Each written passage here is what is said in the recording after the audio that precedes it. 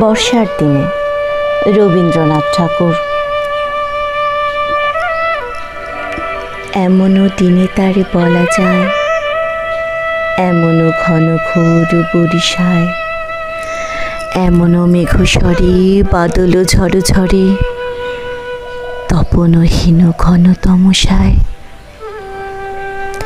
সে কথা শুনিবে না কেহ আর, নিভৃত নির্জন চারিধার, দুজনে মুখোমুখি গভীর দুঃখে দুঃখী, আকাশে জল ঝরে অনিবার, জগতে কেহ মোর নাহি আর।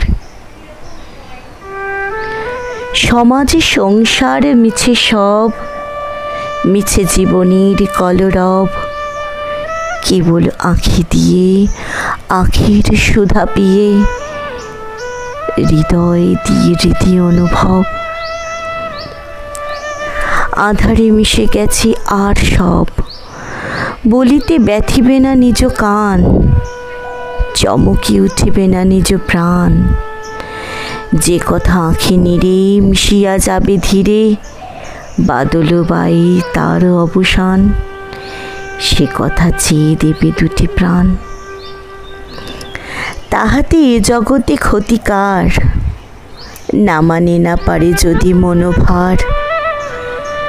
শ্রাবণ বরিশনে একদা গৃহকোণে, দু কথা বলি যদি কাছে তার, তাহাতে তাহাতে আসে যাবে কি বা কার। আছে তো তারপরে 12 মাস, উঠিবে কত কথা কত হাস,